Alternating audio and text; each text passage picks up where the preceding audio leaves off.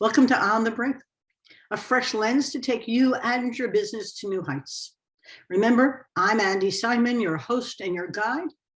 I think we're about 300 plus podcasts, and we've been ranked in the top 5% of global podcasts and the top 20 of futures podcasts.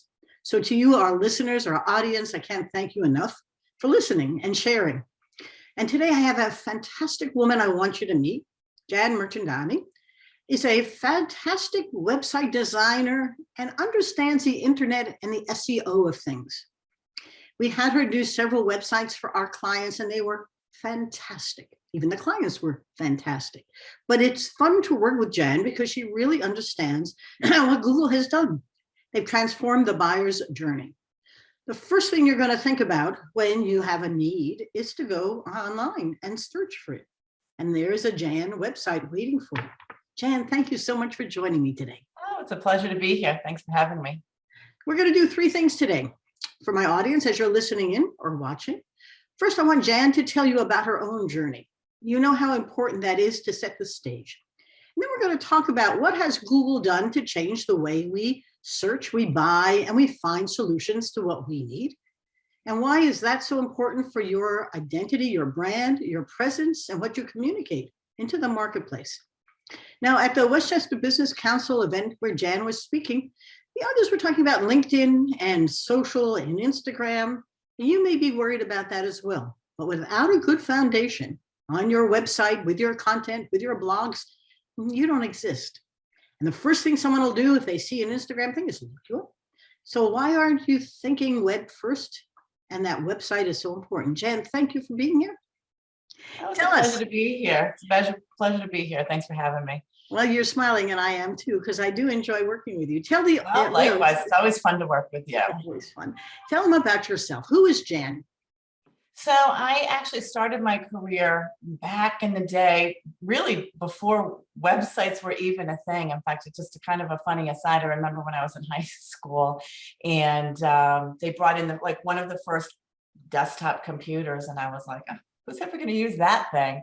And so I clearly was not I can't say that I was very forward thinking back then. But obviously over the many years, my actual career kind of started in marketing, in corporate. I worked for several large asset management companies back in the day. And then my company was merging with another company, and I was fortunate enough to get a package. And they actually became my first client. So, when I first started I mean, it was just such a funny kind of coincidence. And my intention really was to keep, at the time I was working in marketing, I was sort of specializing in, back then it was desktop publishing. And, so I started, and as I started my family around that same time, it was very difficult to kind of balance the two. So I really started changing my focus to working with smaller organizations and smaller businesses. And what I realized in fairly short order was that it was really the technology, it was really the Internet of Things that small business owners were saying, we really need to understand this, and it's supposed to be, the end all and be all, and it's supposed to be easy, and we should be able to get in here, but I'm afraid. And there just really was sort of in my opinion, a dearth of experts to sort of Sherpa these small business owners and nonprofit organizations through on, getting a website up and running and all of that. So I really did a complete pivot and went all in on just the digital and desktop website design. And I taught myself. I took what I had learned over, a decade plus of marketing, and then taught myself the technology. And that to me is really the beauty of it. It's that sweet spot between, kind of communicating your unique selling proposition and what makes you special with also the nerdy, geeky things of, how we can communicate that effectively online. So that was sort of the, not so straight path to where I got to where I am now. Well, I bet you can also reflect out to our audience about what your clients are asking for, thinking about, and perhaps missing. because search has become the way people find things. I had a great client and he was in Texas. He had a foundry and his clients stopped picking up the telephone. And his sales guys were having a terrible time getting inside to buyers who they used to use. Yeah. And so when I went out to find out what was happening, the boomer buyers had retired and the 30-somethings didn't use the telephone. And they laughed. They said, well, we don't pick up the phone. We go online. We go searching. And he said to me, that's how they buy now. I said, yes, that's how people buy now. So what give us a little of the evolution of both search and the web. It's interesting because I had a conversation not that long ago with a client who was very similar. He found me on Google. Wasn't anybody that I had any experience with. He says, I'm not getting any phone calls. I'm not getting any inquiries from my website. What's going on? And I went in and sure enough, it was like, he wasn't getting found on any of the search engines. We won't get into that whole nonsense because it was a mistake that had been made by his previous developer. But that was both phone calls and emails and, form inquiries. And statistics show, even if somebody hands a friend a business card, the first thing that they're going to do is look you up online. They're going to go to your website and check you out even before they pick up the phone or send an email inquiry. So statistics and surveys have borne that out. So they're definitely going to your website. And that leaves aside so those are just the referrals, right? What about all of the people who don't even know that you exist and don't know anybody who's going to refer you? People who are doing a Google search. If they're looking for an attorney, if they're looking for, any kind of service provider, they're going to do a Google search. They're doing their due diligence. That is where they start. We are living in the age of educated consumers. So, to try and swim upstream to me just does not make sense. So, for me, I always tell clients, when they say, well, we need to zhuzh up our website. We need to make it look a little bit nicer. I'm like, well, that's part of it, maybe.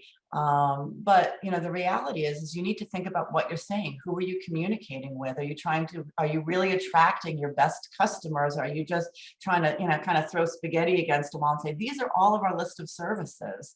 It's a little bit, it's more nuanced than that. So you really do need to kind of think about your audience first and not just kind of features and benefits. Well, it's not a brochure. And the problem is when you think of it as a online brochure, it's flat. It offers you no value.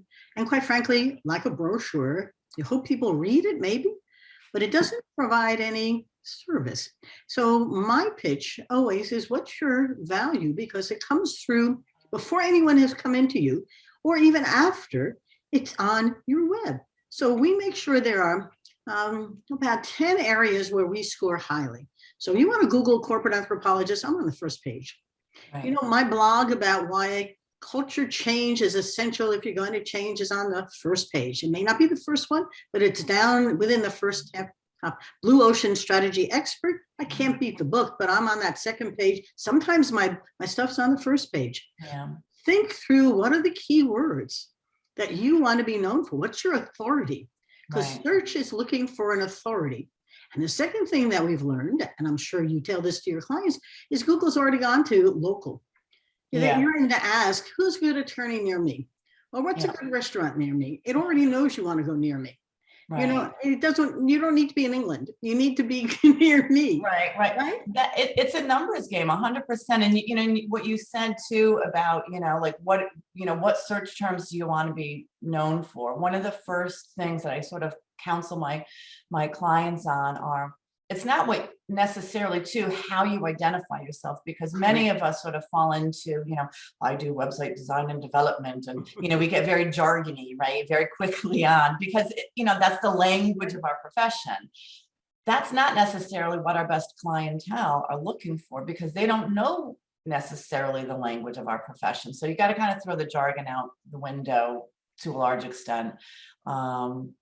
And that's, that it goes back to what I was saying before about, always client first, always your audience first. What are they looking for? And it may not be the, very professional jargony terms that you think of yourself in terms of, I don't think that's a proper English sentence, but so, again, you just always going back to clients first. And then, what you're talking about in terms of, local search, it's a numbers game, right? So if you're getting 100,000 visits to your website, I'm making up numbers, but 100,000 visits to your website, and of those 1% is your ideal client versus 1,000 visits to your website and 50% of those are your ideal client. How does that, I'm not even sure if that math works out, but the point, you really want to make sure that you're focusing on your ideal client so that it's not just,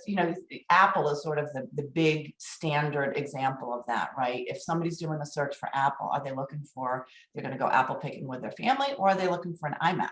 Yes. Are you, so again, when you're looking at the search, are you being found for the right terms? And it's, so it's the right terms, it's what your audience is looking for. Yep.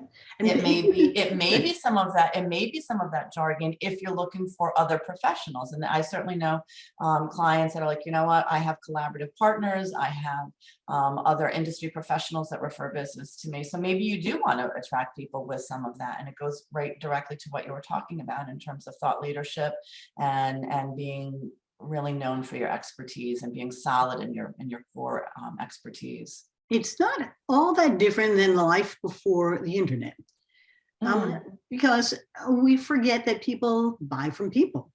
And so the whole process is, how do you make yourself come alive online in a way? And I went to one client and he had downloaded pages off my website and yellow under mocked them. When I went there, I was in shock. He knew enough about me. He'd watched the videos. But that was how he bought. And we're still colleagues, but it was an interesting experience on my part because he was looking for content to pre-legitimize his decision to contact us. 2 days ago, last week, we actually had somebody who found us online because they wanted to do a culture change project and needed the organizational cultural assessment instrument. Or conversely, they wanted to do culture change and found me with the OCAI. I'm never quite sure what it was. But all of this comes down to, once you have your website, think backwards of what are people searching for, not just a word. The word culture has millions of searches, but that's not what you want. You want a culture change expert in New York or something that gives it a long tail that locks you in. And then you better have it on your website so that the little, this wonderful thing that's looking for you can find you, which sounds so mysterious, but that's how the world is working now. And you said long-term keyword, which is really true. I mean, it's really, think about how we do our own searches, right? We put in a question. Yes. And it might be a very long question because that's how we're getting all of those little, markers into the search engine to say, I'm looking for all of this. Yeah. And the other thing too that people don't often realize in terms of the SEO on their website, and when I say SEO, I'm really just talking about the organic, right? I'm not talking about paid placement. I'm not talking about paid ads or anything. It's really just about people finding you organically. What people don't realize is they think, well, I need to optimize my website, which of course you do, but your website isn't showing up for search results. A page on your website, an article that you have written, a video that you have shared is showing up in the search results. So, you don't have to, and this is the other thing I see with clients a lot, especially like on their homepage, like we have to put everything on the homepage because that's where people are going to be coming in. And, we have to kind of rethink, we call it a homepage, but that's only a percentage of your visitors are coming. It's the door that opens to who you are. Right, exactly. All of those other articles, all of that other material that you're sharing on your website is conveying your thought leadership and your expertise and your knowledge and your personality. That's going to be a large part of it as well. And that's what's going to bubble to the surface for these search results. Now let's go a little further because there's a whole world of backlinks. Your ranking depends on how others have linked back to you for some. Can you talk a little bit about that? Yeah, I mean, it's a great way. I get, I share articles all the time about tools that I love to use for clients, and I will link to those sources. So that gives those additional, that gives them sort of additional SEO juice, as we like to say. And likewise, when people share your information, whether, we're not pushing too hard on social media, that's a whole other animal, but, sharing on social media, sharing on other websites, other, credentialed websites, other, really substantial websites, when they're linking back and saying, here's an interesting article that Andrea Simon wrote about, creating change in your organization.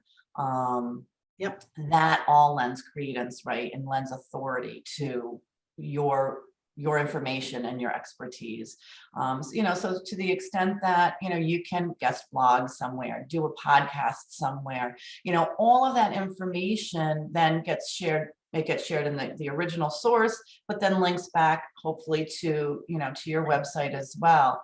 And you said something interesting earlier about, it's not so different than how it was kind of in the days, in the ancient days pre-internet, right? It really is the same. How people behave, we have not evolved so much, sad to say, in the last 20 years.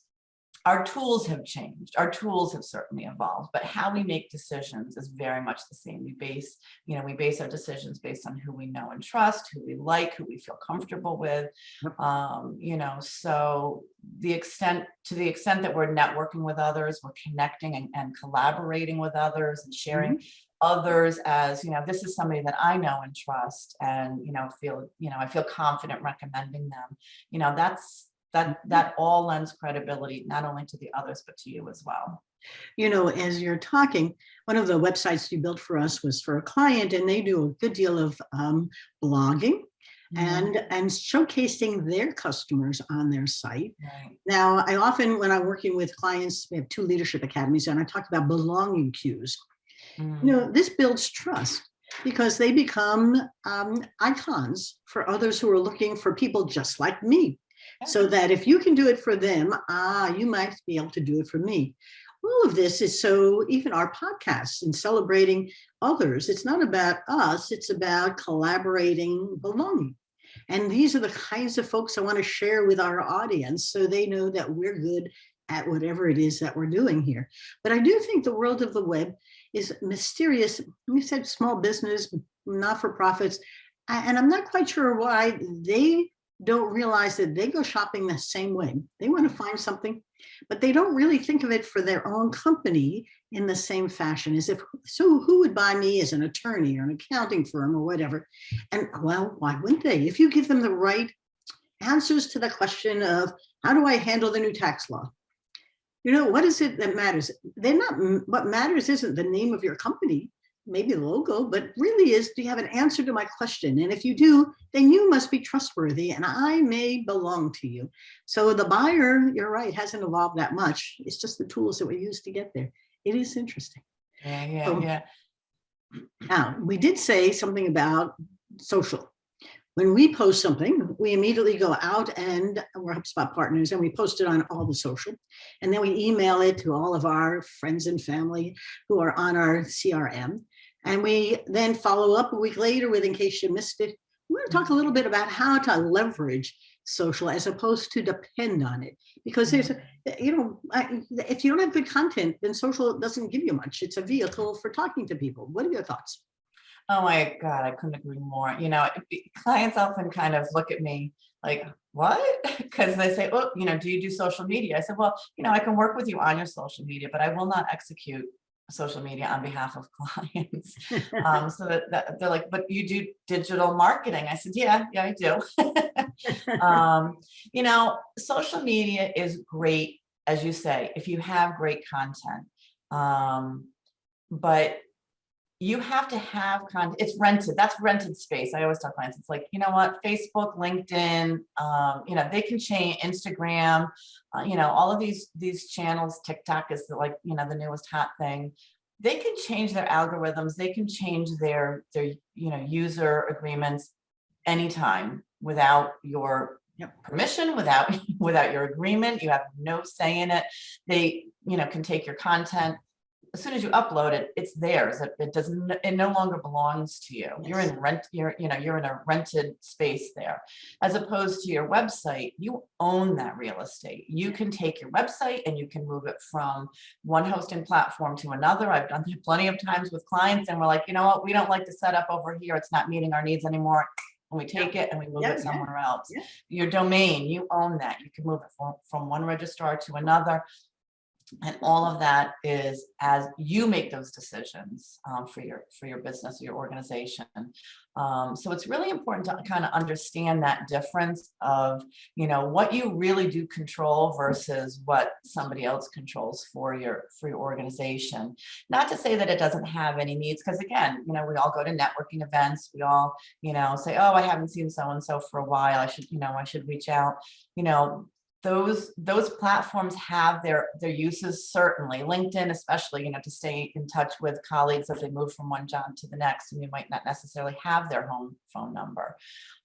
So it is important, but it's also important to understand what the value is, and where one is a tool for networking, another one is a tool for really having that conversation with your clients in terms of, or your prospective clients in terms of, this is really our expertise. You really shouldn't be selling on social media. On your website, it's perfectly appropriate to be a little bit more salesy. You really don't want to do that on social media. So, again, what are the tools and why are you using them?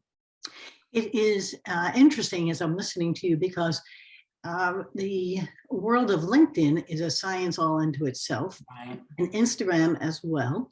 But 65 to 70% of the traffic to our website comes from organic. Yeah. And Twitter is much more effective as a generator of leads to our website than the others are. I mean, I can see it in the data, and I go, well, you feed the ones that feed you, and and you play with the others to be present. Right. But for whoever is listening, what is your strategy? And what are you offering, and to whom, and what do you know about what's working? Because it's all in the data. And if you're not watching your Google Analytics, you don't see where the sources are, you're missing what the world is giving you, which is a platform to know how to build your business organically on the internet. Now, for those who aren't up on a good website yet, I urge you to talk to a Jann or someone like Jann, because you're missing the way the world is buying. The first thing people do if they're curious about something is they search.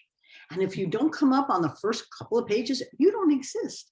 And unless someone's referring them to you, you got a lot of work to build a market in a changing buyer's journey. Now, but we are about ready to wrap ourselves up, Miss Jann. What are 2 or 3 things you want to make sure our audience doesn't forget and leaves knowing about? Well, the first thing is what I said right at the beginning, is it's absolutely essential that you really kind of get out of your own head and think about what your prospective clients are looking for. One thing that I always say to new clients is, think about the 10 questions that you get most often when you start with a new project or, a new client.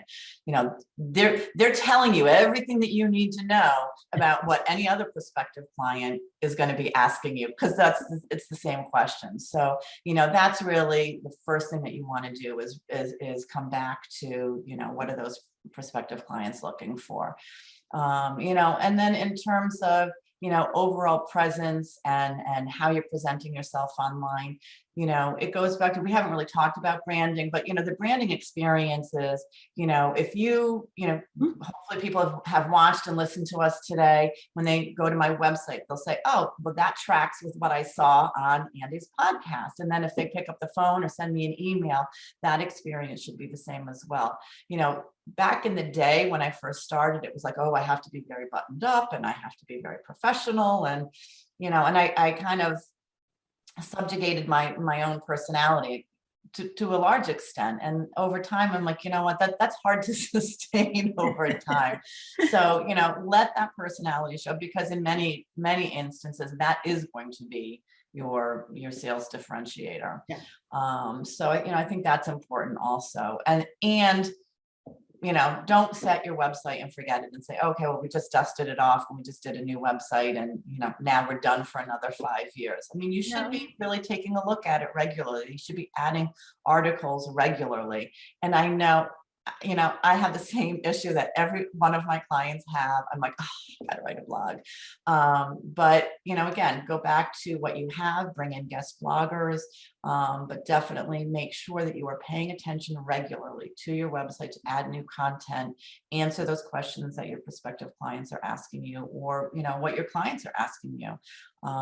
So that's sort of it in a nutshell. I'm going to have Jann tell you where you can reach her, but one of the things that I do, just as a tip to add, is that we like to post 3 times a week, and we like to post on our list of long tail keywords and make sure the URL and the subheads are all the right ones for people searching for that. So there's a little science to how to do those. But after a while, you're building on the story so that blogs that I put on 2 or 3 years ago have set the stage for what we're adding on to currently now. And sometimes I look back and forward, I say it really has grown into a storybook. That's what you are, is a storybook. And the story is like a movie set, and you're adding your next year. And think about the year in terms of content you want to share. It's okay. They don't have to be long, 800 words, 3 paragraphs, and the right keywords get you content so the search engines know you're the expert in that particular field. But don't wait, because if you wait 5 years, you're worthless. That website is not going to grow. 6 months, honestly. I mean, 6 months, it's like, everything else is new. And I'll add a little bonus that you just reminded me of is, it's okay to go back to an article or a post that you wrote, 3 years ago, a year ago. Things change. So dust that off, rewrite it, depending on how much you've changed the original article. You can either update the date on it, or just leave it with a little note that you updated it, since, so that you're not always having to craft new content. You really can go back to, and it might be interesting for your readers to see, oh, well, originally back in, 2011, Jann said, these were her favorite tools, and she's added 3 new ones since. And, oh, that's kind of interesting how the technology has changed. So, I mean, you can certainly do that to update what you've already got. And when you get launching that new website, don't forget to tell everybody you have an email list. They are a rich source of hi, we've just updated our website and we can't wait for you to read the new articles on there, or let us know what you need. So, I mean, it's all about you, not me. And I did it for your sake, not mine. Right. Jann, we haven't even touched on email. I mean, email is a great way to share your content from your website to your audience, and that drives traffic back to your website. Yes. So again, we're talking about SEO. I mean, all of that traffic that you're generating through, the people that you're already connected with, is a great source for SEO as well. Jann, where can people reach you? I can be reached at westchestermarketingcafe.com. That's the easiest way. You can fill out the online form there, or you can reach me directly at Jann, Jann, at westchestermarketingcafe.com, or give me a call at 914-806-7720, and I'd be happy to chat. And she's a happy chatter. I must confess, she does beautiful work, and it's a pleasure to see you today. Thank you for joining me. Thank you for having me. Now, for all of our listeners and our audience who are watching, I can't tell you what fun it is to share great people with you. And as you know, my job is to help you see, feel, and think in new ways, which is just what we've done today with Jann. But don't underestimate the power of the internet, your website, and the kinds of ways it tells a story. We're all story makers and storytellers. And that's what's so powerful today. You have a platform and nobody's controlling you. Tell that story in a great fashion and keep telling it over and over so that you can rise on those rankings, because they matter. I'm Andi Simon. I'm your host and your guide. My 2 books are out there at Amazon waiting for you. It's so much fun. I did a book group the other day, book club, on Rethink, Smashing the Myths of Women in Business. And these were really wonderful, high-powered women in the commercial real estate world. And I was fascinated about how they had read the book and how it had touched them differently than I might have thought. And that's always so interesting when you read a book because you put your story into it and they were all wanting to know how could their stories be like these stories. So I urge you to read it and get a hold of me if you want me to talk at your book club or your organization. I love to share both the origin myth of this book, Smashing Myths, as well as the women who are inside it who were so gracious to share their stories like Jann has done today. It's been such fun. Bye. Take care. Remember, find me at info@andysimon.com. And we're always here to help you see, feel, and think in new ways. Change your organization or change yourself. It's been wonderful. Thanks again. Bye-bye. Bye, Jann. Take care. Bye.